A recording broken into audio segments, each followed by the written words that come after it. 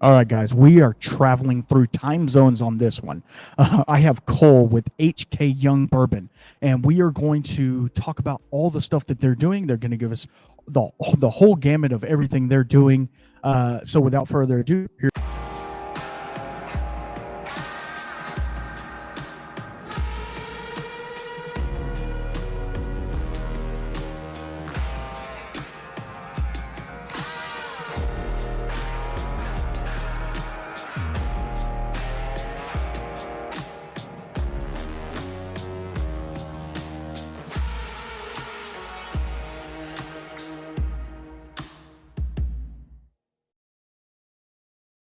Here's Cole. How's it going, brother?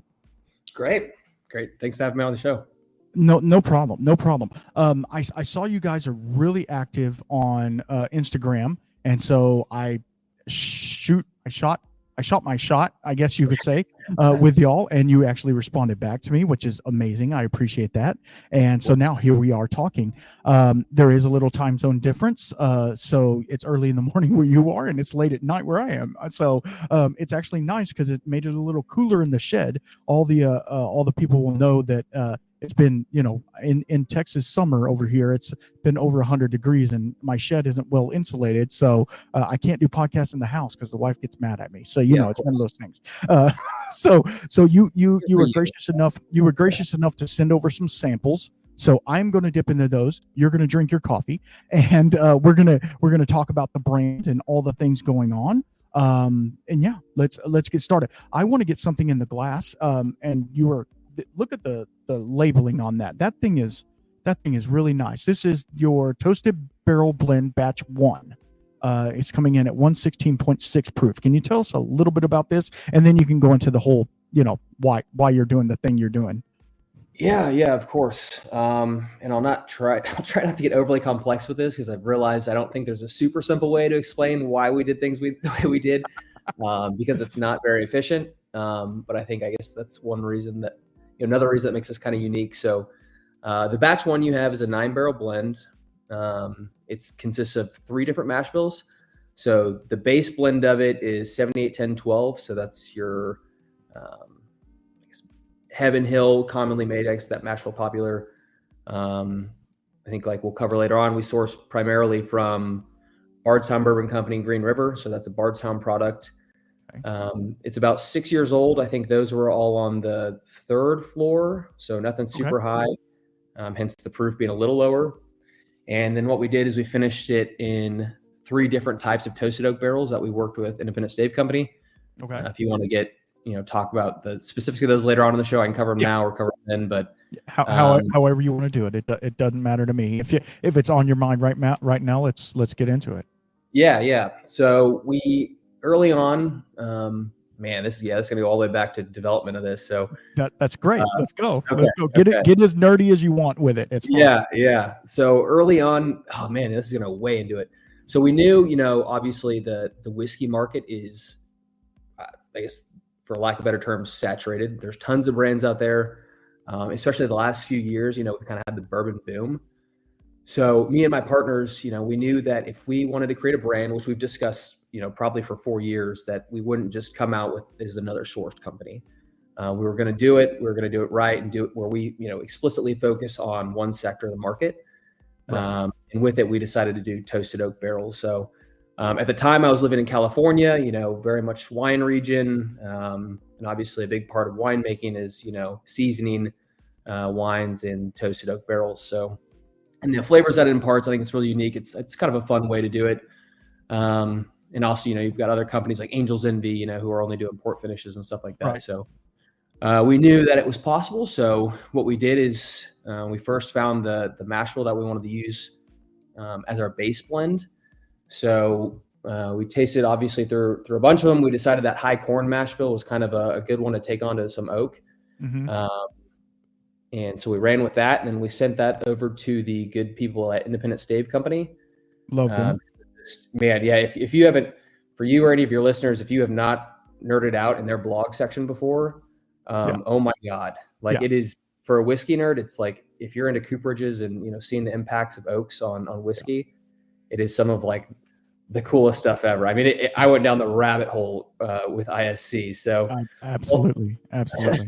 all that to be said, we went and we decided on 3 different types of toasted oak barrels. And I'm sure you could probably put them in the notes, but so we have a heavy toast only. It was seasoned for 18 months. Then we have no char in that one. We have a medium toast char number 1 hybrid oak. So it's actually pretty cool. It's American oak staves and then French oak heads. So a little more tannins coming from the French oak. And then we have a custom spice toast that they developed for us, char number 1. So that toast profile is, completely proprietary. And once again, obviously it's made to bring out the spice in it. So back to batch 1 though, that you've got there. So the base blend is 7 barrels. 3 of those barrels were the custom spice toast. 3 were the hybrid oak, and then 1 of them was the heavy toast. So, sitting there blending with some things, and essentially we just, try 20 different combinations, and eventually, ironically, like so far you'll kind of be like, no, that's gross. Like that didn't work out. Too tannicky. That's flat. And then so far, with our blending, we'll just have one that just works well. It works great. You'll get, for that one, we're kind of looking for a little more tannins. And then what I did is initially that's all we were going to do. We're going to do that 78, 10, 12. That was going to be it. It was super delicious, man. Did we send you any samples of the single barrel? I don't know if it was out yet. I think so. Is it 5.6? I don't know. 114.6. I don't know. That might be how many samples did you get? 3. Okay, yeah. I got batch 2, and then one that BOLLS or Bills. Okay, yeah, Bills packs. Yeah, sorry, that's our VP of sales. I didn't hire him for good handwriting or artistic abilities, so I apologize for that. No, it's all good. I just didn't want to, say something and be like, oh no, dummy, it's Bob or whatever, No, yeah. So Bill's Package Store out of Clarksville, Tennessee. He's okay. I don't know if you maybe heard of him. He's pretty popular in the single barrel game. So we had these barrels, and you'll taste it on the single barrel when you try it, and they were super like butterscotch forward, which delicious. But another part of creating this brand we didn't really want to become too reliant on the single barrel game, just because long-term business planning. I don't what happens if the single barrel boom goes away and you're stuck as a company doing almost explicitly single barrels. So we wanted to focus on blending, and with blending, it's kind of fun to layer different flavors and play on things. So the butterscotch, bomb was delicious. But for me, it wasn't enough. So then we went back to the drawing board and back to sourcing, and we found some really cool, I think they're about 7.5-year-old barrels at Green River that are a 20% rye mash bill. So you won't find who they belong to. I can't tell you who they were distilled for. It was no one in the United States. Actually, they were just some leftover barrels from a new make run, and they just sat there for 6 years on the first floor of Warehouse A, which is one of their tile warehouses. Okay. Have you been to Green River yet? No, I have not. Oh man, we'll have to get you up there. So they have 3 different types of warehouses. So once you can nerd out over warehouses too. Right. Exactly. So all that to be said, back to batch 1 is we blended in 1 barrel of a 36% rye from Bardstown that was, I think, about 6.5 years old, and then one of the barrels from Green River that has like a really cool, like almost blueberry, like nerds, like it's super fruit forward. Oh wow. Okay. So any little bit of like fruit that you're really getting on that, if you're getting anything, is like from that 1 barrel. So okay. Wow. So that is the blend for batch 1. Wow. So let me chime in real fast. While you were talking, I was nosing and sipping on this thing, and I love a good toasted barrel. Like there's something about a toasted barrel. It gives me a lot of like marshmallow, creme brulee, like really nice flavors. And you said this one could be a little oakier. To me, it's not coming over super oaked, but at the same time, it does give a very good mouthfeel. Everything is there. It's got a lot of the common bourbon notes that you're going to get, but then it's also, I feel like it's covered with like that I get it. I get a lot of that fruit like you're talking about, but almost a sugary coating all over it. It's just very sweet and decadent at the same time, Right. which to me is really nice. And this is the first whiskey of the night, guys. So it's hitting pretty good. I'll give you that. So you so far so good. Yeah. And you know, I appreciate the feedback. Obviously, releasing your batch 1, you know, and so I blended that. We did bring in the help of I didn't sign any NDAs or anything, but someone that is very, very good at their job at Bardstown. I'll leave it at that. Shout out to them. And, you know, I was like, hey, man, this is my first time. Like, I'm in my office where I've got, you know, my bourbon collection, and I'm sitting here like making my own ad hoc lab. I look ridiculous. Like, I don't know if I'm doing this right. Like, can you replicate what I just blended and tell me if, you know, you think that's like a safe bet? And he tried it. And he's like, Cole, this is like, you're good, dude. You know what you're doing. You don't need my input. Like, this is unique. It's something, you know, and not in a bad way. Like, this belongs up there with, you know, some of the stuff that we're doing. So that made me feel a little more comfortable. And of course, I ran back to him with batch 2, and I was like, hey, can you confirm this? He's like, go away, Cole. Yeah. No, and that's really cool. Like, if you can get the feedback from other people and be like, because, you know, I always tell all the listeners to get a couple whiskeys and blend them together, see what it tastes like. And that I gave them homework multiple times to do that. And we talked about a couple of whiskeys, and I said, hey, go home and blend these. Try different ratios. Try 50% and try 30-20. You know, like just make it work. And the fact that you're able to get feedback from somebody who obviously knows what they're doing, and then give you the thumbs up on it, that's a pretty big deal. All right, so we got through. We might not be totally done with batch 1, but give us a little background on the start, because I know you guys, I don't want to say this out of context, you're a fairly new operation, is that correct? Yeah, very new. Okay, so give us a little background on kind of why you, I mean, you kind of got into it a little bit, but a little bit more detail of why. And then you know, you're the H in the HK Young, so your partners and stuff like that, I know they couldn't be on the stream, but you know, kind of give us a little background on how that all got put together, I guess. Yeah. No, I mean, so I'll put it out there first since we're on the subject. Tyler Young, who, you know, gets the prestigiosity. I'm making up words, but of being the, you know, the full name in there. We didn't have him on because you wouldn't be able to use half the show. So we'll get him on sometime, but you just might have to edit out half the things he says. That's okay. This is for adults only. It's fine. Oh man. So yeah, so for me, it goes back to, I started getting whiskey, probably 8 years ago. Okay. I moved to Tennessee. I was living in Clarksville, Tennessee, which is right on the border of Kentucky. And literally, I think day 1 when I got to Tennessee, like I think I was like going to the weigh station, and I had to cross over the border into Kentucky, and I saw it was MB Roland. So if you're familiar with MB Roland, their distillery is like, you know, right across the border from Clarksville. And I was like, oh, you know, let me go look at this real quick. Like, you know, wife's back at home, like unpacking dishes and stuff, and I'm supposed to be out, you know, doing work. They're like, let's go check this out. Man, it was like 10 a.m. They were open. They're like, you want to sample anything? And I was kind of like, yeah, sure. Sure. At this point, I wasn't, you know, this is late 2016. And, you know, so I have a pour of something. I'm like, you know, oh yeah, that's good. And I buy a couple bottles, and, you know, once again, this is first day getting there. I'm like, you know, kind of the when in Rome, like, hey, when in Kentucky or when in this region, like people, you know, drink bourbon. So a couple bottles, went and finished what I was supposed to be doing.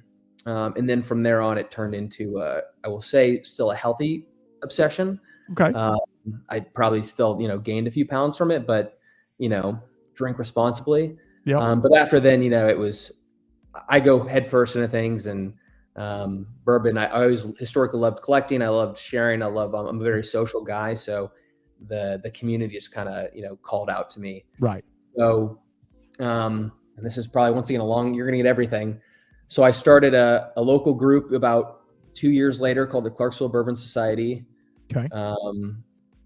You know, just to get people together, to share, to, you know, the single barrel boom was happening. So I thought it'd be cool if we could get people, enough people to where we could buy a barrel and go do barrel selections. Absolutely. So, met a lot of great people through that. Eventually we turned it into a smaller nonprofit because we were raising money. No one was ever keep making any money from this. Obviously we're spending way more than we, could have ever been reimbursed by these barrels. So a lot of times we donated, we'd go and pay off like local school lunch debts at the end of the year. So graduate, awesome. just small things for our community. So turn it into a little 501c3. Along the way, obviously, creating my group, I met some other guys. So Tyler Young, he ran the Hopkinsville Bourbon Society. And Tyler is like a serial entrepreneur. So I think the first day we met, Tyler was talking about, future projects. And I think, mentioned, hey, if any one of us ever starts, their own brand or wants to get into it, make a distillery or something like that, like, we should do it together. We've got kind of good networks on both sides of the border. Right. And so fast forward to about a year and a half ago, I'm sitting there and I'm like, man, I kind of want to, take this a little further. I might buy like 4 barrels on my own or something and do some little white label project. I've got a few buddies who own other brands. They'd support me and it would, they could just be something fun for me to do. Right. So this is like a Friday, I convince myself, I tell my wife, convince her it's wise to throw, $20,000 at me being bored. And by the way, I was in grad school at the time. So, definitely needed more on my plate. Yeah. And so this is a Friday, right?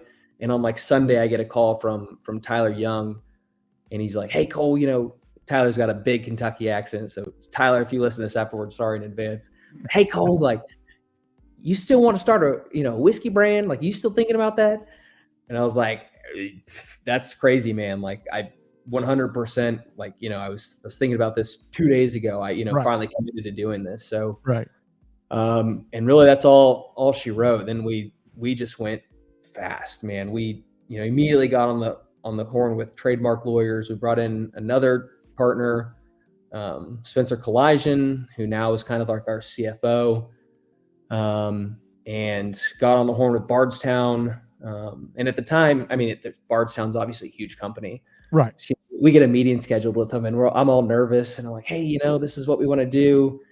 And after they're like, yeah, we love it. Like, come out, let's get a visit. And, we'd love to, learn more about what you're trying to do and support you how we can. And I was like, wow, they gave us the time of day. This is crazy. And I'm like, I hope they don't think we've got like $20 million because Absolutely. All that to be said, our first barrel purchase, I think we bought like 100 barrels, which is still a decent amount for somebody that has really no idea what they're doing. Just absolutely a passion and maybe a half, sober plan. Yeah. And so, we all agree that, hey, it's a super competitive market. We know enough people in the industry. Nobody's going to take us on. Like, people are cutting brands right now. We've spoken to several distributors at this point already. Terrible time to get into the industry. So if we're going to do it, we need to do something that's, we've got a different story. Mm-hmm. And I say this with huge love to Indiana whiskey and MGP. We knew that we would get kicked out of the store immediately if we came in and said it was distilled at MGP, which honestly, when we're first going out wheeling and dealing, man, the first thing half the stores asked us is, oh, what are you? Oh, new whiskey brand. Like, what are they? Let me guess, MGP. Like, literally, not very welcoming. And, so fortunately our business model kind of helped us and, hey, everything we do is Kentucky.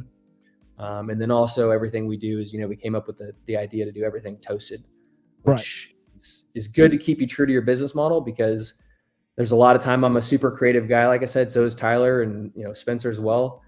But having that kind of model that, hey, we're going to focus only on toasted, it really keeps us on, some kind of a path. Obviously we can get pretty creative with it still, but like we have, but it really keeps, you true to your model. And we'll have people, I don't know if you've heard how we don't want to do a ton of single barrels.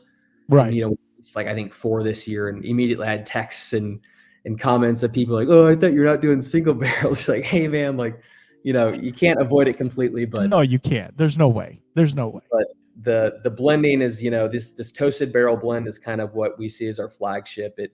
It kind of shows, a cool conglomerate of our 3 types of toasted oaks, the 3 primary mash bills that we have on hand. So, And yeah, so we played around, we bought some barrels, we worked with ISC like I'd mentioned earlier, and then threw out, our life savings into the company, and Yeah. hope it worked. Yeah. And that's what a lot of people don't understand. Like you have to put your all into it, or it's not gonna. I mean, it'll show. You could make it work, I guess. But if you don't just go ahead and take the leap and do the thing, then you really don't have any skin in the game to make it to the end, right? So like you guys just saying, hey, let's do a thing. Hey, this is different. This is a new tweak on an idea. Let's try it and see if it works. And I can tell you just from the sample of batch 1, it works, guys. Like this is a great product that's going out there. And we can talk about distribution here in a little bit as well, but for a young brand trying to get in the market and trying to understand the market, and I'm sure that there's market research people and stuff like that can do all this, but it's like I've talked to many people where it's like you have to own your backyard, but unfortunately your backyard is Kentucky, if you're trying to do it like that. So it's like your backyard is full of a bunch of bullies. I hate to say it like that, a bunch of bullies that take up all your shelf space. So for you guys to create a product and put a tweak on it to where it's not just like you're saying, it's not just 95.5 MGP that you're rolling out with a new sticker on it. This is something new and different, and you're creating it's a different product than was originally there, so that to me says a lot for your guys' character and blending skills, because I mean we all know that blending is not easy, and I can't fault the blend on batch 1 for anything, so I applaud you for that, so thank you. Yeah, and I mean you obviously bring up some great points too, so I'm sure you've got listeners that probably I would assume a good amount are probably hey, maybe I could do this someday. And I can say, absolutely, I will say it's very capital heavy. But any advice, anyone that is interested in doing it, first and foremost, anyone can reach out to me because we've kind of done it. But, just make sure you're looking out 5-10 years, looking at trends that aren't just now. You're looking way out into the future too, because the risk is less so even now, even though the market's changing rapidly, but make sure you're creating something sustainable and unique. So absolutely. And that's the thing, start small or jump in with both feet and start big. I mean, that's really kind of how you have to do it. You just start. And that's a lot of it. The other part of this podcast is, I'm the whiskey shaman, whatever you want to call it. And we get spiritual, and go follow your heart. Follow what your heart says, and it's not woo-woo spiritual. It's, it's just following the spirit for what it is, and putting as much of yourself into it. And I feel like you guys are trying to put as much of yourself, or you wouldn't put your name on it, right? If it wasn't up to your standards, you wouldn't put your name on it. And that to me is really that says a lot about not only you personally, which we can text later, but but that not only you but your brand as well, and that it means a lot for. I love a good craft brand, right? And I don't want to call you, I mean, I guess you can say I don't know what your your bottle count is or whatever, but let's call it that. I love a good craft brand that's putting everything into the company because they have everything to lose. And so I don't want you to lose, obviously, but at the same time, you have more skin in the game. Whereas these big conglomerate companies, they don't really care if they lose 10%. It's not a big deal. We didn't want them anyway, but you're more crowd focused, which to me is a big deal. So just wanted to say that. No, yeah, 100%. Yeah, and I mean, once again, another great point. It's because that's a huge part that we have our names on the front of this bottle, right? Right. So when we are doing something it's a huge hey, is this something we want to put our name on? So I mean, that's a huge part of it, which is once again why I changed the initial. I mean, not just obviously us as a collective decision, but I'm kind of the one doing the R&D and the whiskey, mega whiskey nerd, and doing the blending and stuff. So I want to make sure anything that obviously we put our names on is something that we can be proud of. So, and craft 100%, yeah. We toasted barrel blend, obviously we we can talk about future products at some other point in the show, but we are going to, scale, but we all have our own day jobs like this. I mean, this is essentially another day job, but, we're trying to build something long-term sustainable. Like I keep mentioning, like this is, Right. we don't need the money to feed our families right now. We have one full-time employee who's always on the road and, sending bottles and having terrible handwriting, pushing sales. So, as long as we can do that and then scale, strategically, like I think we're meeting the intent. So Awesome. and we'll Awesome. be craft for quite some time. Yeah. Okay, so while you were talking earlier, I poured a little bit of the batch 2, and I don't know if I'm supposed to go in this order, but I did. So this one is coming at 113 proof, and I know you don't have your spec sheet and everything in front of you, so I don't want you to feel like I'm putting you on the spot. Can you tell us a little bit about this batch? Yeah. So it ended up, I think when we sent it to you, shoot, man, when did you get these samples? Because that might have been. Oh man, it might have been 3 weeks ago. Yeah. 3 weeks we ago. might have to actually even send you another. We'll follow up with that one and get you another. Maybe we'll just send you out a bottle. So okay. I think what you have right now is like batch 1.9. I mean, it's okay. 2, but okay. It was literally like, I think a couple days after everything was dumped. So it wasn't married. The final proof of it ended up being like 114.4 or something like that. Yeah, no, it says 113 on here, so it it could have changed a little bit. Yeah, so when we first dumped them, it was I think sitting at 113, then it rose a little bit. Yeah. So that might have changed, but okay, yeah, I mean, it smells amazing, whatever it is. That's good. Yeah, no, not I don't think it was bad by any means, but obviously, I mean, I highlight that now because marrying is a super important aspect of blending. Absolutely. And so when you're first doing these batches, especially, so this one's a 13 barrel blend. So when you dump 13 barrels together, that was unfiltered at the time. Like we don't, everything's only filtered through like, a micro filter. There's no chill filter or anything like that. Right. But that could have been, a pocket of a certain port of it. So I'd like you to eventually compare the two.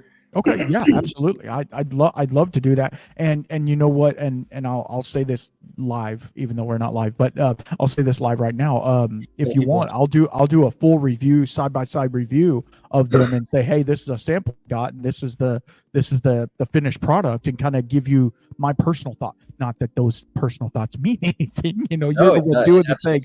But I have been trained in the ways of whiskey, so that's kind of the thing as well.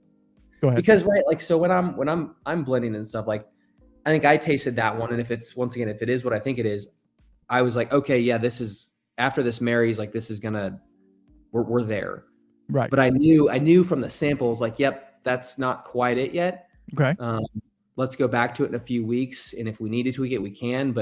And then after I think a month of marrying, when we we're going to bottle it, like it changed quite a bit. I think it was. So I guess my question with that is, and excuse my ignorance, because I'm not trying to be that. So being in this sample bottle, it wouldn't marry itself in there. Obviously, you would want to vat it, right, and have it in a big vat to where it's all mixed together. But would it not mellow in the bottle as well? No, so it will a little bit. I mean, but the big thing is, once again, so this is, and back to your question before I went on my little rant, it's a 13 barrel blend. The base blend on this one was 9 barrels of the 78, 10, 12. Okay. 2 of the 36% rye bourbon, and then 2 of the 20% rye bourbon. So all that to be said is, when you're in a vat and we have 13 barrels that were blended together, right? Say they dumped the high rise first, and then they dumped the heavy corn on top, and then 2 days later they pulled that sample. So obviously it marrying like in the vat versus in the bottle, like when they pulled that sample, I mean, it could have been a portion that's still, the higher rise and hadn't really blended in yet. Like, got it. So over the course of that time, you're, on a little more macro level, you have a lot larger scale marrying than in the bottle. Yeah. Depending on how the samples are pulled. Yeah. I'm sure it still changes a little bit, but All that to be said, it could be missing some of the other ingredients, that the final blend actually got after it sat and married for a longer period of time. Right. So. I totally get what you're saying, because I will tell you there is a definite difference between batch 1 and batch 2, or the one that I have. It is a little more rye heavy. I will say that now that you pointed that out. It is a little, I don't want to say sharp, but it's not. It's a little more. I call it astringent. I don't want to sound like I've said that multiple times in the past on different bottles. Like not astringent, like ethanol hurting my nose, but almost like antiseptic, maybe, but not in a bad way. And everything I say is not in a bad way. Obviously, it's a great whiskey, and I will enjoy it. But like it has it prickles the tongue is what I'm trying to say. It prickles the tongue a little bit. Yeah, yeah. Isn't horrible. That's not a horrible thing, but No. It's not as mellow. And now that you're walking me through this, it's not as mellow as batch 1. It does feel not disjointed, like it's blended well, but it's not as mellowed out as batch 1 is. That aligns with like initially my feelings on the sample when it was pulled raw. So okay, but this actually is really cool, because I like to have the in between as well. So like that to me, being the whiskey nerd is really nice. And I mean it's a good flavor. It has a great nose and mouth feel on it. So take that for what it is. Yeah, I think it's fun. You get to see that. No, we'll send you a bottle of the batch 2, and then you'll notice, because it turned out, I mean, a lot of people ended up liking it, even more than batch 1. That it turned super, I hate using words that don't mean anything, but creamy. That I guess the oils and stuff, were came out a lot better. So I think on that one it might have been, I think it left out because we were getting a lot of the oiliness from the 78, 10, 12, and that once again is just that was essentially a raw test pull. So I think too, once it filters, it gets shaken up and stirred up a little more. So we'll have to. I think it'd be fun for you to compare this. It's free to see kind of what we're going through when we're playing around. And but this is what's so cool for me as this guy on this side, is you guys get to say that's not our best, and again, I don't want to poo-poo it at all. It's a great pour. It's really cool that I get to, luckily I've been gifted, get to try all these different things from people, and it's almost like I become, and I don't, man, this sounds like I'm putting myself on a pedestal. I'm not. I become like the backing board for you guys, because I've had multiple people ask me what do you think of it, and obviously I'm not going to be flat out rude to anybody, because and I will tell you this, I've never had so far, knock on wood, I've never had a whiskey that I just could not drink. Okay, and I've been doing this for a minute, so that's good props for everybody that I've had. But at the same time, there are some that I'm like, that's okay. and this one is more than that's okay. I am going to finish the rest of it. So where you're like, I appreciate this for what it, you know what I mean, like. Like some art. You're like, I don't get it, man, but it looks cool. Yeah, exactly. No. Okay. So I want to ask, I have a funny question that I like to ask people. I can't find it. I have to write things down, because if I don't, I'm also dyslexic and stuff like that. So, if you could do like a whiskey mashup, with another, like with another beverage, a beer, wine, something like that, what would it be? Like, I know y'all are, is toasted considered finishing? Yeah, I would say yes. I think anything essentially after its, original. I mean, but it's a new, are you adding staves, or are you doing a whole new toasted barrel? No, man, it is 100%. And it is, once again, I mentioned earlier, like it's super inefficient. We do barrel to barrel transfers. Okay. So we, in a new barrel, whatever the, original barrel that this thing spent its whole life in, the whiskey, we literally transferred over into its new one. So the kind of the single barrelness of it all always, retains its, true essence, if you will. Right. So no stave. So I think common verbiage for anything after it's, spent its life in its first, whatever the vessel is, barrel generally. would be considered finishing. So yeah. Okay. Because that's something that everybody is talking about now, because it's a hot topic item. Amberana finishing and honey finishing and all of these finishing. So, and this might be something that's gatewaying into another conversation, which I'm totally happy to talk about if you are. Have you thought about doing any other things other than toasted barrel, which I know that's kind of your namesake, and I don't want to pull away from that at all, but maybe a toasted and a sherry finish or something like that? Yes, 100%. Yeah, and actually, you said it. Like sherry is one of the main things that I would really love to do, a toasted, and then because once again, as I mentioned earlier, and excuse everyone for me going on my semi consistent streams of consciousness, but we have to stay true to the toasted. That's a limit that we established for ourselves early on, right? But I still think with that, there's plenty of fun ways to head, even staying true to the toastedness. So right, sherry is a huge thing, man. I've always loved, unfortunately, I think a lot of people kind of ruined it, but the cigar blends, I think our own take on it could be really, really, really, really good. Absolutely. But yeah, honestly, sherry's been one of the huge things, man, that I've thought, we could do a blend and then finish it in some sherry butts. And then I don't think you'd probably need to do more than that, but no. Yeah, so that's really it. Amburana, I never hated it, but I think that'd be a weird mixture with toasted and Amburana. So yeah, it might be weird.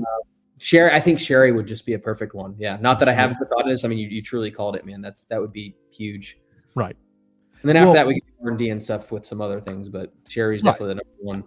Right. And not to throw that one out, but because there's a lot of, and I know sherry's getting more prominent in bourbon as well, but like in the Scotch world, that's the thing they use. They use sherry and port and all the things, and it's not a big deal. But like in bourbon, they want, there's the purists, and I get that. Like pure bourbon is fine, but like to me, some of the best bourbons that I've had have been a double oak, a toasted barrel, the Garrison Ladybird that was honey and cognac finished. Like that one to me was really nice. Of course, I can't have sweets because anyway, we'll talk about that later, but I can't have sweets. So it's like the sweetness of it just really made me feel like, oh, that's dessert, which I get some of that off of this toasted barrel as well, which is really nice. It makes me continue to want to go back to it, which could be an issue later. No, it's not going to be. And that's another thing. And you talked about it earlier about drinking responsibly. That's another thing that we really strive for on this channel, is making sure that you're watching what you're drinking, your intake, how much you're drinking, and drinking respectfully to everybody else.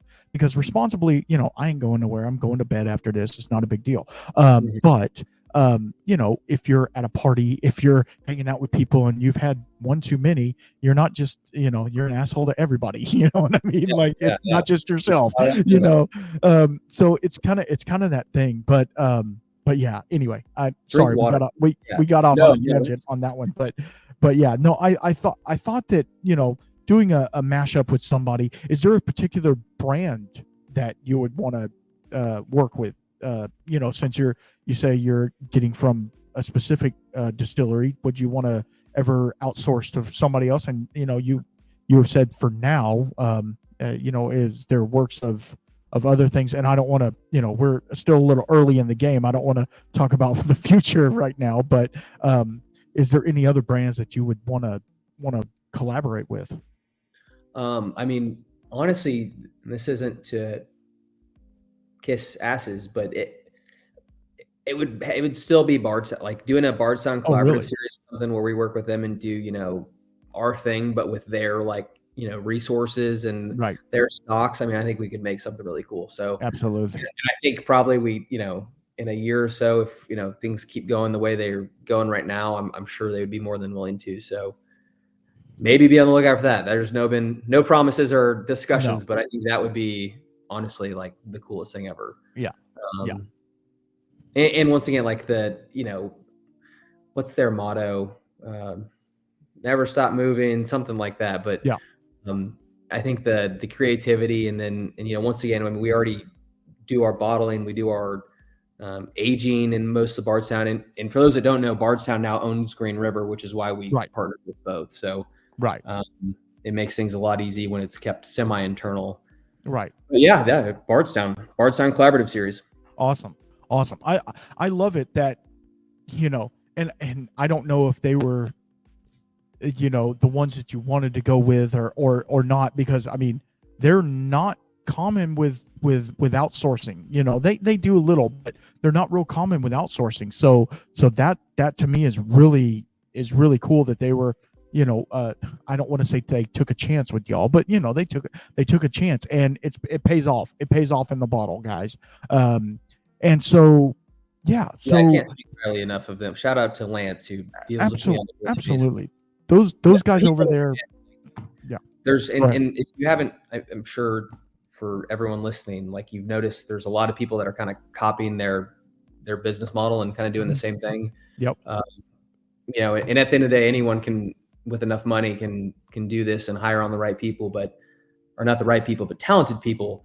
But I will say, once again, an unsolicited plug, but Bardstown has just some fantastic people. I mean, every single person there is just a joy to work with. So I haven't been to the distillery yet, but that's on my bucket list of things to do, along with everything else in the world, right? Take over the world. Maybe next time we do a bottling, we can time it right and you can get up there and absolutely. That'd be awesome. That would be awesome. So you're making whiskey, you're doing the thing, you're how do you get it out to people? How do you get your whiskey to people? Because you're a young brand, literally in your name. You're a young brand. How do you get your whiskey to people? I know there's teams that can help you with that, but like, do you internally source that, or do you how do you go about doing that? I guess is my question. Yeah, no, that's a good question. Can I plug another podcast on here? You plug whoever you want. I don't care. I'll tag them down below. Yeah, Bourbon Pursuit had a good podcast. They do. They had an episode, a while back that I think was like, are you a brand? Are you a marketing? Are you marketing or brand? Like, which one are you? Because obviously it's two very distinct things. You could be very successful, by focusing 10% of your effort into the whiskey and everything, and 90% into marketing. Where's kind of the sweet spot? So, marketing wise, we're all internal right now. We're not obviously, but in discussions with some agencies to help on that end. All the stuff you see on Instagram is 99% of the time me. So, which is, a lot of people. There's a running joke that, it's all my wife, but they want to take the credit, but no, it's me posting on Instagram and stuff. So we were very deliberate too. Once again, we know going into this, hey, we're smaller. Like, we're not, our distributor for Kentucky is Heidelberg, who's a massive distributor, and rightfully so. Like, nobody's going to give the little guy, as much attention as, the big conglomerate. So, and once again, we're in Kentucky and Tennessee. Like, our dumbasses chose to go to the most competitive aspect of the bourbon war in the most competitive time, right? So, yeah, absolutely. We kind of decided, hey, if we can make it there, if we can do all right in the Mecca, if you will, right, we could probably do okay in other places. So, truly, man, the biggest secret to all that is being semi-well networked going into it, and then Derek Jackson, our VP of sales, who is just out there grinding every day. I mean, this guy travels all across Tennessee, all across Kentucky, doing tastings, talking to store owners, building relationships, building a following, trying to make, not just a name for the brand from, the bottle, but also on a personal aspect, right? Like when owners and managers are, coming and looking, placing orders, and they're like, oh yeah, HK Young. Like, I love those guys. Like, they know Derek by name. Half of them, you're like, hey, who's the guy that you talked to from HK Young? They'd say, oh yeah, Derek Jackson. Oh, he's so sweet. He probably bribed some elderly woman, gave her some chocolates, and said, whatever you got to do, right? No. So, I mean, it's doing it the old fashioned way, man. Absolutely. getting out there, being in stores, doing tastings. Don't ever expect someone to move your product for you, because they're just not going to do it the way that you can do it. Absolutely. In relationship space. So once again, like the whiskey, our bottles pretty, that helps, but going out there and building the relationships is irreplaceable. So let's talk about the bottle real fast. I obviously have media samples, so I'm not going to show the media sample, but the bottle matters. Is that right? Like the bottle itself, because shelf space, and I mean, you guys are trying for hunting for shelf space right now. Shelf space matters. So like I don't know if you know Iron Root Republic out of Denison, Texas. They used to have a huge horseshoe shaped bottle. And they changed that because what the distributors would do is come sideways so that they would fit on the shelf better. Well, guess what? You couldn't see shit. You couldn't see anything about the bottle. And so like it's all about placement and design. And you have a similar bottle, quote me if I'm wrong, similar bottle to like what is it, Westward? Like where it has kind of a motif on the top. It's a really pretty bottle. Does glass matter? I guess that's my question. Yeah, I mean, so another point in developing all this, we worked with a great company again called ByQuest Design. Mm-hmm. And so we spent several months designing, going through design, but down to market research, right? And looking at, hey, this is the price of these different brands, their bottle shapes, like trying to find in there, like, hey, how can you be kind of different when you look at, we pulled, I think on a plot chart or, whatever it's called. Right. And we had pictures of bottles and their price range. And then I forget what, your y-axis was on it. But so we're comparing all these bottles and trying to figure out like how we can stand out best. And, one of those things that we discussed obviously was, even down to, like you mentioned, bottle shape.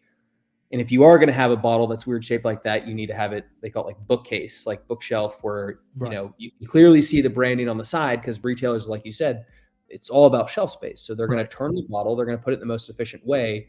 And if you can't see it, like it's definitely not going to. No. Another aspect of, bottle, if you can get someone to pick it up and touch it. I forget the exact marketing research, but if someone touches something, there's like a 20% chance more likelihood that they're going to buy it. Yep.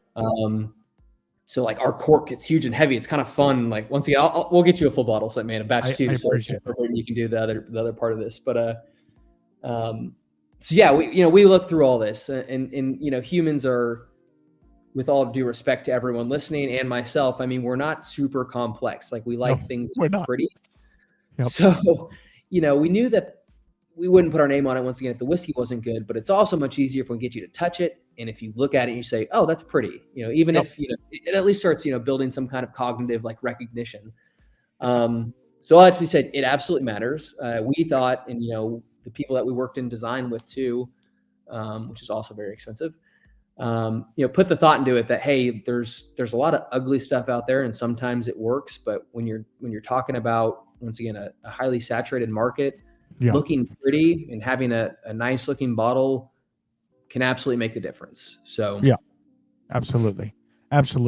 And like the bottle matters a lot, and all of the packaging on it, like you said, it needs to look pretty. It needs to look like something that you want to drink, and because you see some of these and they just have like a label on it. I had a guy the other day, and this is inside baseball, but I had a guy the other day, and he was talking to me. I'm a plumber by trade, by day. And he was talking to me at the supply house, and he goes, hey, I found this bourbon, and it looks like Red Stripe beer. And I'm like, okay. And so I'm going through my phone going, Red Stripe bourbon. And I'm like, is it Johnny Walker Red? No, it's not that. Is it this? Come to find out, it was Russell's Reserve 10. Because it has the red band at the bottom. I'm like, okay, for one, that doesn't look anything like Red Stripe. He was like, man, that's a good whiskey. I said, it is a good whiskey, but like it's not Red Stripe at all. Anyway, So it's funny how people place all of those things in, because you and I both have to think of the consumer. what does the consumer want? And if the consumer's not wanting, they're sick and tired of the Amberana finish, which I feel like that's coming. And we can talk about the trend in whiskey here in a second. I feel like that's coming. And they're, people are even talking about a dip in whiskey because it's overly saturated, like you're saying, which I hope for your sake and my sake, we both have vested interest in this. I hope it's not the case, but we'll see what happens. So anyway, going back to that, how do you feel like hold on, where am I at? Oh man, I lost it. Yeah, the trend in the whiskey industry. How do you feel like that's leaning in your favor or against your favor? So we've tried to ensure in every way that no matter how the macro level industry is moving, that we ideally are always okay. I mean, you can't guarantee that, but absolutely, we've taken every measure to ensure that we are from. I mean, the price, right? So like our toasted barrel blend it's not cheap, right? But for a craft, $79.99. I mean, our barrels alone, man, I'll tell you, like our finishing barrels are $400. Oh wow! So like, I mean, we're Kentucky bourbon. Like, we could have saved some price by buying. We could have gotten older stuff, but it would have been MGP. And once again, nothing wrong with MGP, but it doesn't align with what we're trying to do. So all to be said, yeah, it's. I've looked at the charts. I've looked at historically how the alcohol industry goes. Even in recessions, it's typically okay.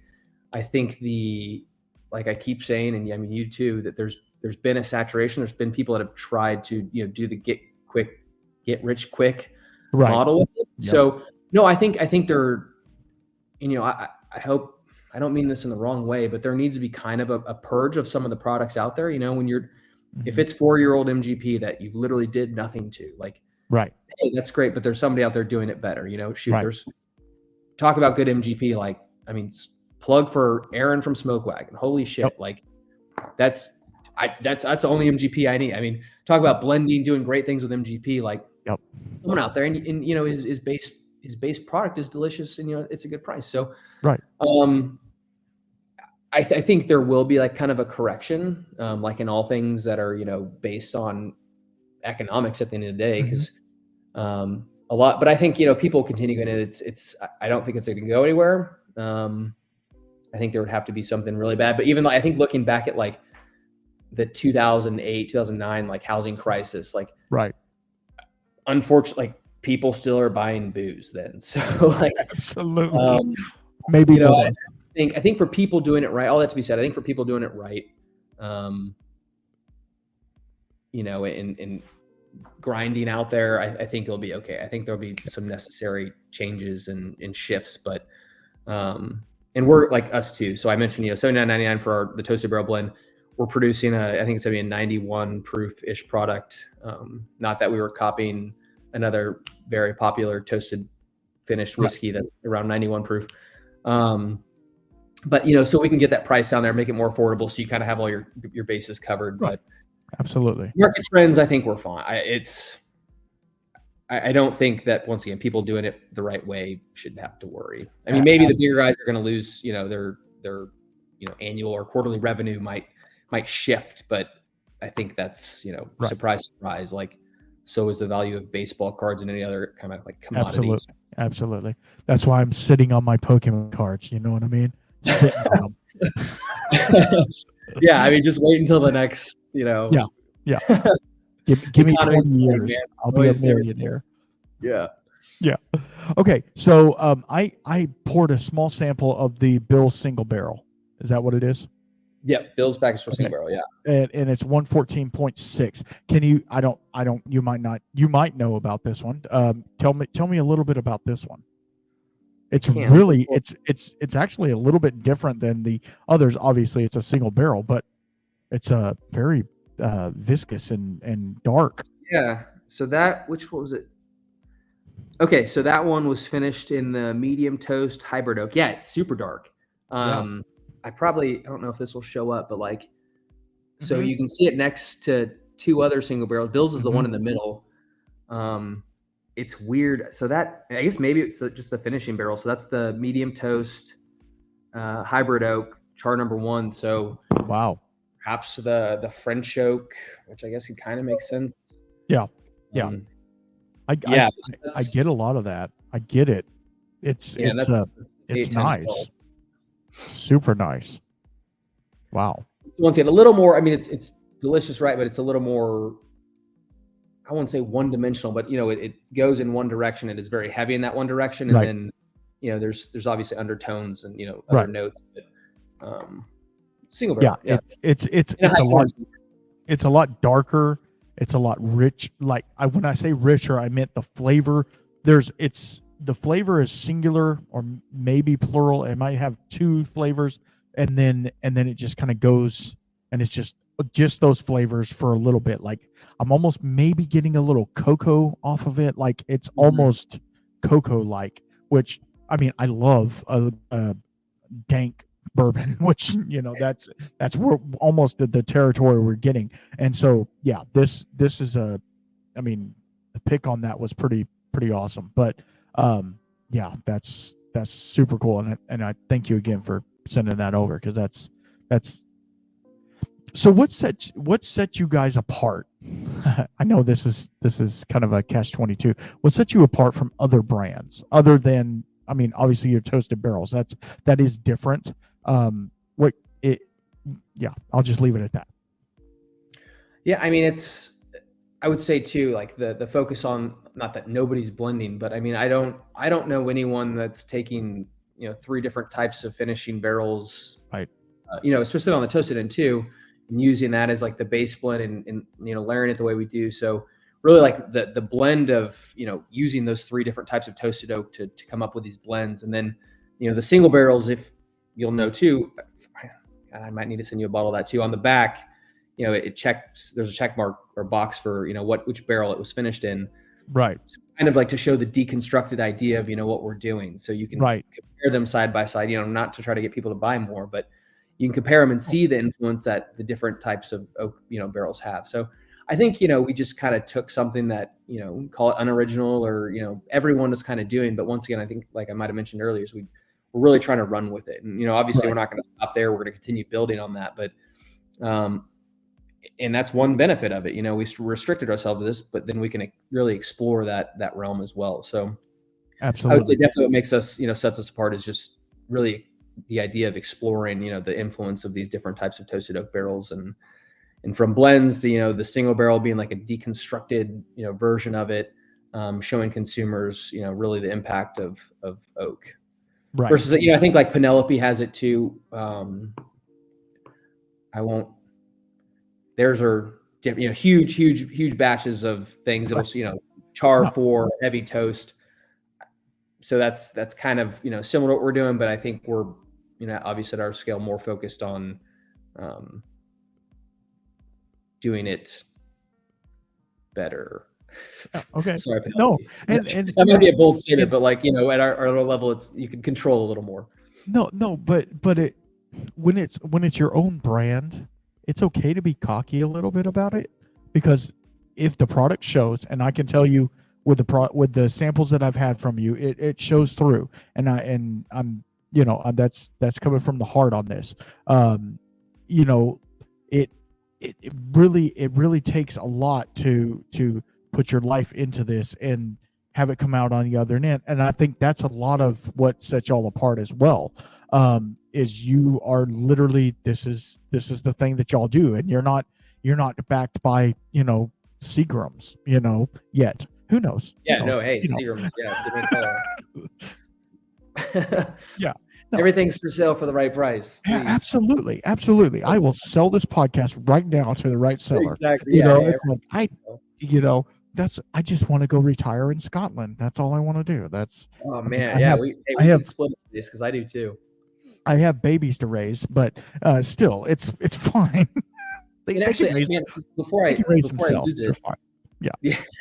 Not to shout out to the kiddos, because you mentioned it earlier, and it was actually kind of an influence for me too. Is you mentioned Scotch and how people are blending, and that's kind of one thing that influenced me to do these like barrel to barrel transfers, and kind of like, hey, maybe pull from something that's this age, same mash bill, different parts of warehouse, different toasted oak barrels. So there's a book that I read, Blending Nose. Shoot, I can't remember it now, but you know, it goes really, really in depth to the history of Scotch and Scotch blending. And that was like something, I was like, hey, Scotch does it this way. Like, why doesn't bourbon? You know, they're using all these different casks and they're, you know, they're creating something. They can do it consistent. They can run off on this own project. So eventually, you know, I would like to have it where we could do something similar to, you know, say with obviously the toasted influence, but, you know, using sherry and stuff too to change the profile. So that was a big influence as well, as looking at how, you know, Scotch blenders are doing it and wondering why we're not doing something similar in bourbon. Yeah.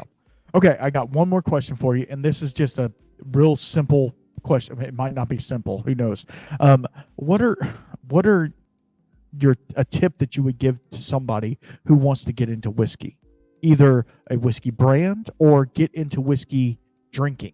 What is a tip that you would give them? And I feel like they could be the same tip, but what is a tip that you would give somebody wanting to get into the whiskey scene? The whiskey scene. So I guess on a consumer perspective, I would say kind of like put yourself out there, go to like some kind of local meetups, find a group. Like, I mean, that's some of the best ways to learn and taste some things that you would never have the opportunity to taste. I mean, some of the things that I've had, you know, Victor's 20, like some of the just crazy high end, some of the you know, old sourced Willets. You know, I'm not going to go out and, I mean, I've bought some expensive things, but I'm not going to go out and buy a $10,000 bottle. Absolutely not. There's people out there that have had those bottles, you know, since 12 years ago when they got released and nobody cared about them. So all that to be said, you know, kind of put yourself out there, find a group. There's plenty of them now. You know, wasn't a thing 6-7 years ago, but now there's so many ways to get into it and experience some really, really fun, unique things. Secondly, I would say don't be a purist, because there's no reason to be. If you are, I think you're kind of lying to yourself. Like, oh, I only drink like straight bourbon. Like, that's, you know, do you, but I think you're kind of lying to yourself. There's plenty of good things out there. You know, you could say, hey, maybe toasted barrel things aren't like, and that's perfectly fine with me. Like, more power to you. But there's other things out there that are very, very good. You don't need to be a purist. Nobody cares. Don't just drink the Trace. Like, that's cool if that's your go-to, but like, I mean, unless you're mixing it with Coke or something, like, there's no reason to be a purist. Right. Absolutely. And then if you're trying to, I guess, get into the brand side of things, make sure you're well networked. I need to be careful here. Most people in the industry are very willing to help you. The ones worth, you know, seeking the help will give you the help.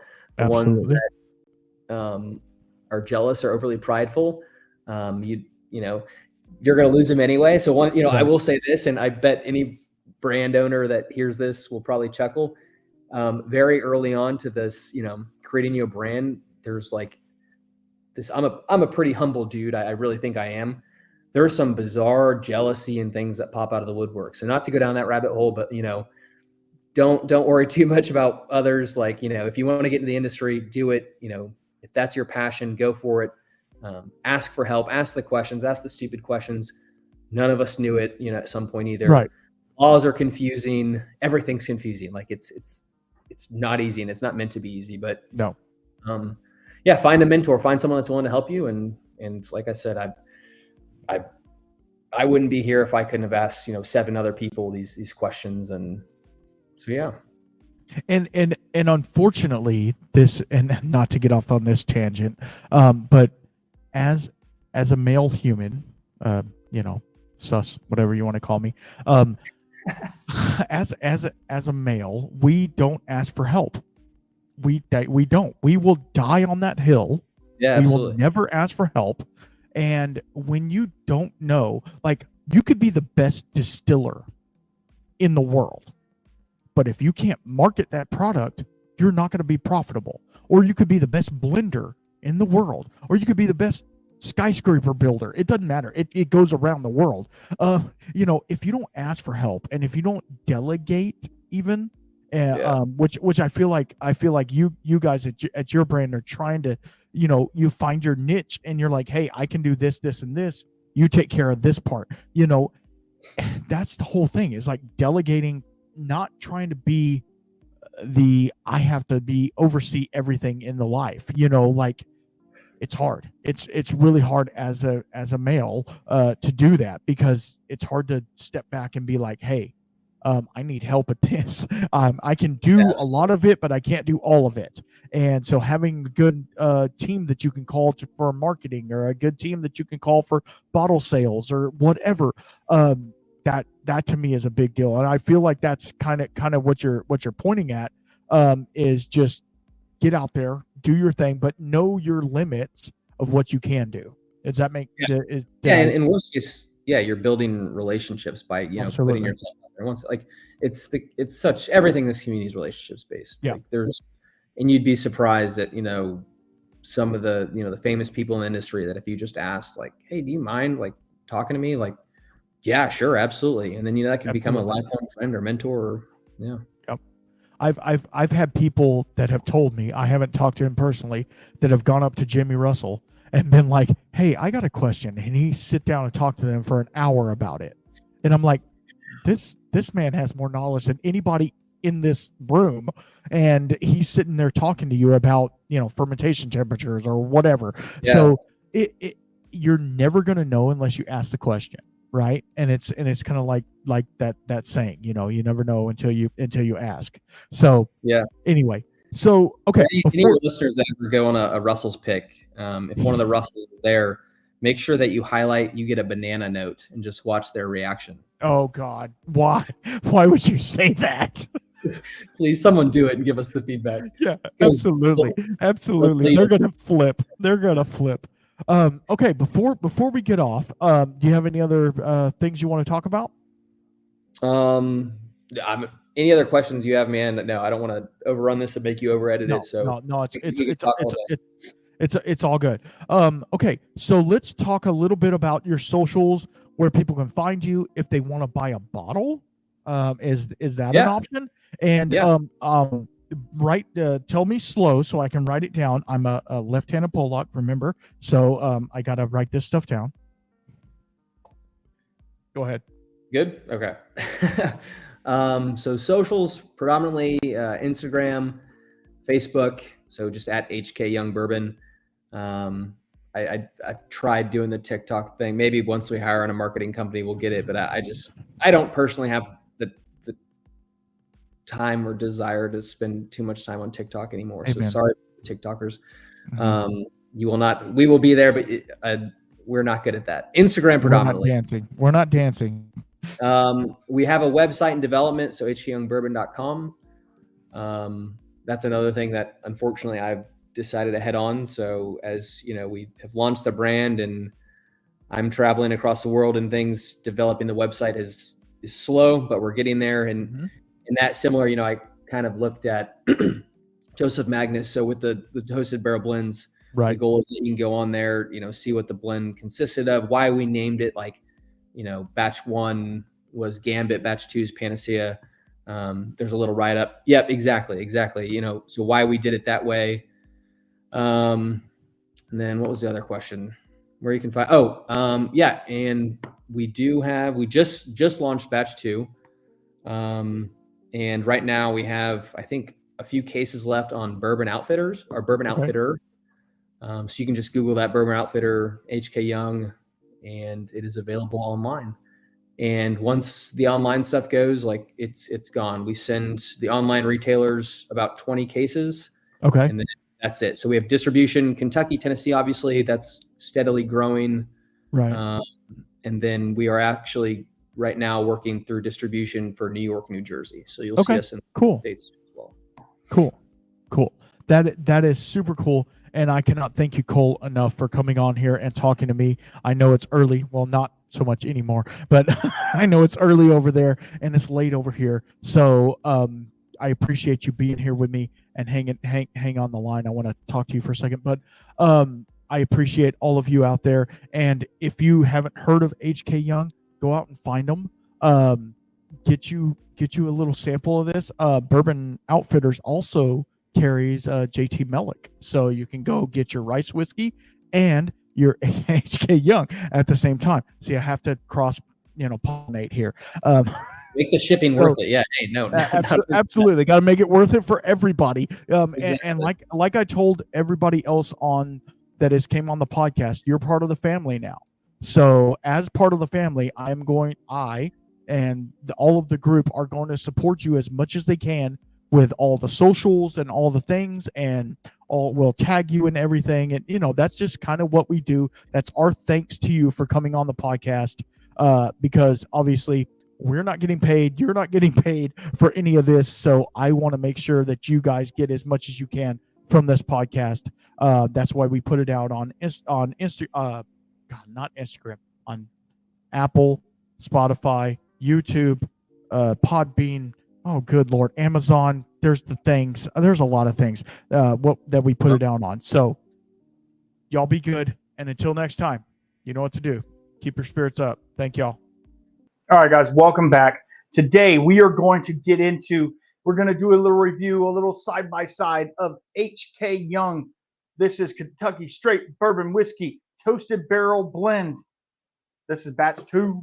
Let's get into it.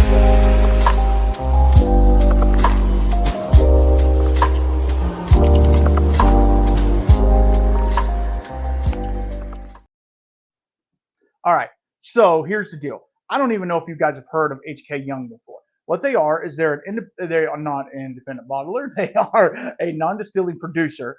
And what they are doing is they're taking whiskey and they are doing a toasted barrel finishing. Okay. So let's get into that. That's going to be really fun. So they were gracious enough.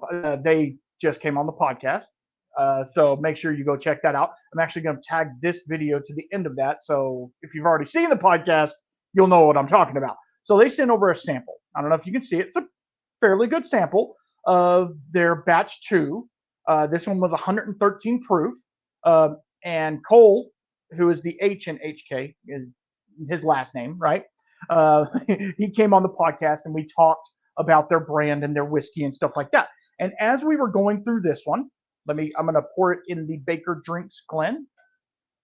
As we were going through it, I mentioned a note, and he was like, "Oh, why did you get that?" And I'm like, "I don't know. It's a little hot. It's a little fiery, Why?" He's like, "Why did you get that?" He goes, "Well, when we poured this sample for you, we pulled it right out of the marrying vat, right? It hadn't been bottled yet. So they had just dumped it in the marrying vat.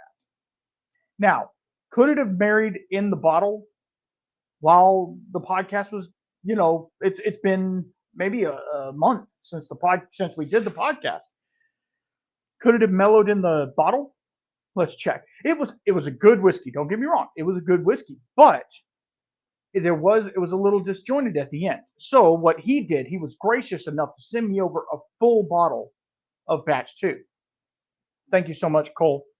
And I cannot wait to get into this. Let's go. I'm going to pour off a little bit. We still got stuff to do today, so we're not going to do a big pour. And the bottle design is really pretty. It says Kentucky Straight. I already said all that. Batch 2. This one is 114.4 proof. So 57.2. Aged 6 years in oak and then finished in a toasted. Now, they are very transparent. They are sourcing from Bardstown, which we love Bardstown, right? So no problems there. So let's get into the whiskey. You guys go check out the podcast if you want to learn more about the actual brand, right? Let's get into the whiskey. We're going to call the one in the Baker Drinks Glen, we're going to call that 1.9, right? And this is batch 2. Is there a color difference? No, well, there's a little bit more in this one. I didn't pour correctly, but I don't think there's a color difference. Okay. Vanilla, cherry, like medicinal cherry. Oak, a lot of oak. 6 years plus, I think, don't quote me on this, go back and listen, but I think they aged it for another 4 months, 3 or 4 months in toasted. And they're using like different toast profiles and then they blend them together. So they're doing blending and all types of other stuff. All right, let's get into it.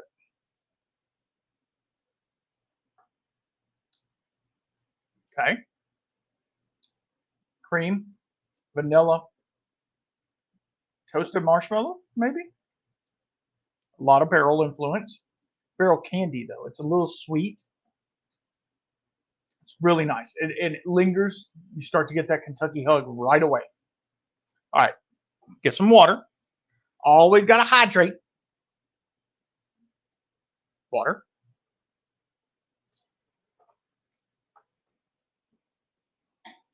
Okay. Now let's move on to the other one. Now this is batch 2. Okay. Now what I'm going to do, I'm just going to reference batch 1.9. It smells different. It really does. It really smells different. This one, you get a lot more ethanol and like medicinal cherry. The batch 2 is more creme brulee. Maybe even some pipe tobacco. Okay, let's get into batch 2.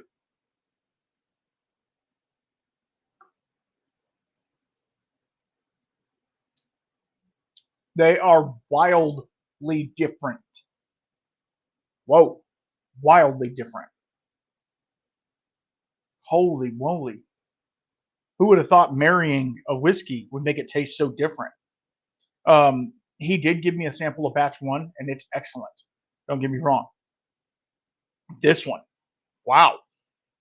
I am impressed. Okay, I'm going to go, man, more water. Sorry.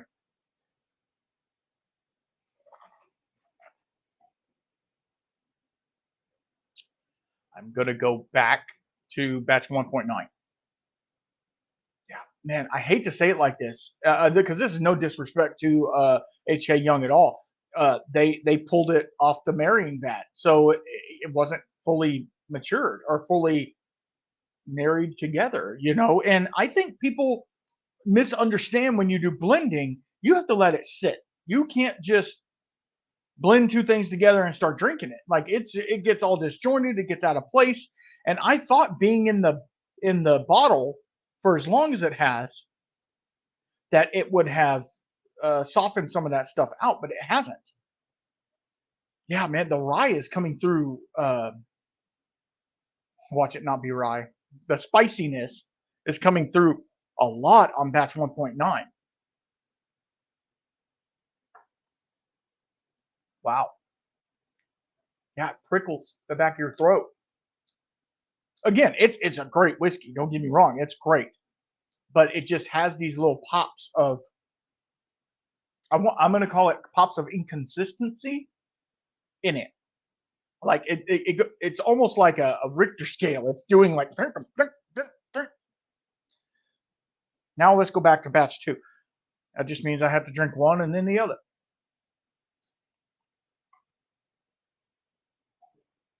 I want to thank Cole so much for coming on the podcast and hanging out with me. It was a blast. When you get to drink good whiskey with good people, it's pretty awesome. Oh, man. Yeah. Night and day difference. Night and day difference. Creamy. Creme brulee. Pipe tobacco. But like the flavored, almost like the cherry pipe tobacco. I love that. Like, I don't like pipes or anything like that.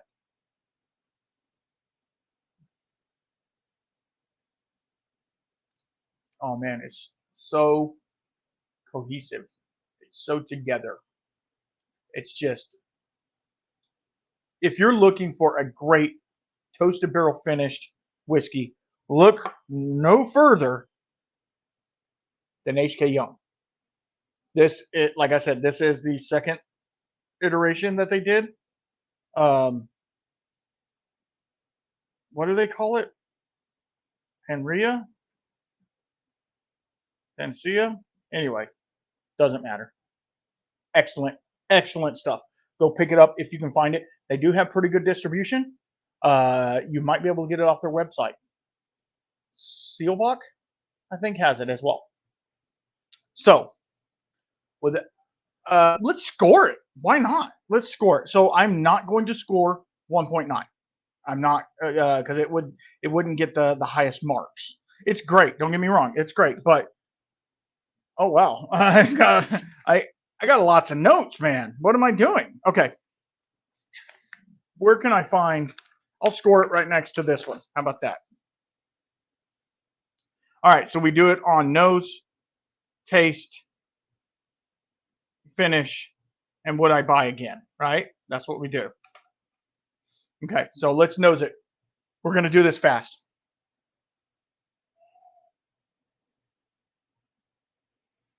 Man, it's a great bourbon. I mean, Bardstown makes amazing products, and then when you finish it, it's just going to... okay, I'm going to give that an 8. Yeah, it's excellent.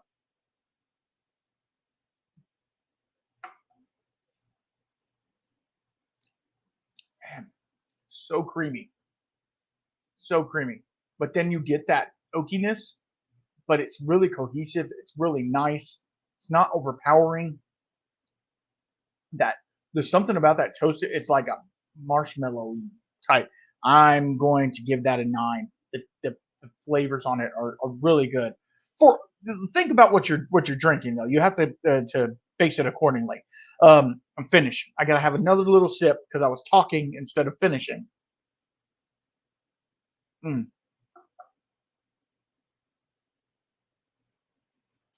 Yeah, I did the chew. Okay. Finish goes on. Man, it leaves you like with a praline.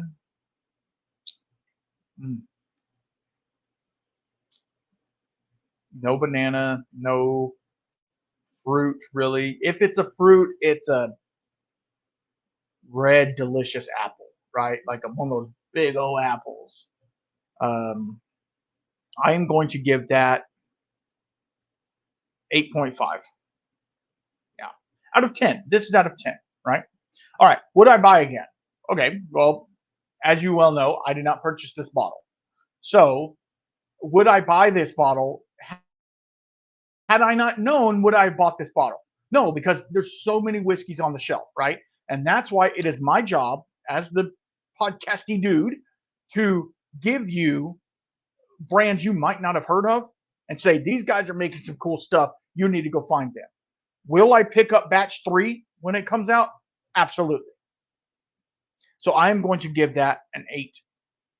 Yeah, I'm going to give it an 8 because it's really, really nice. It's a down to earth. I could give this to anyone, and they're going to say it's a great bourbon. Great bourbon. All right, I'm going to tally the votes real fast because I can't add. So, man, I had to get a calculator. I don't know. Okay, so I scored this 33.5. Yeah, out of 40, I guess. So that's a really good score. I would say if you can find this, go get it. Go look them up, please. I will have all their description down below. The story, everything. I don't know if you read any of the stuff that I put in the description, or are you just like clicking, because I put a lot of work into that description, and I need you to listen to it. So if you like what I'm doing, if you like anything that I'm throwing at you, please follow, like, subscribe, do all the algorithmy things. And I'd like to thank my sponsors. Yeah, I have sponsors. Z Smith Whiskey and Mixology and Bad Motivator Barrels. They will be linked down below. And also, if you want to support monetarily, you're doing enough. But if you want to support monetary and get before the episode exclusive episodes, go to patreon.com/thewhiskeyshaman and sign up today. You can get in for as little as $1 a month. What are you doing? You got more than that in your couch cushions, right? Okay. So until next time, y'all be good, be safe, drink water, and keep your spirits up.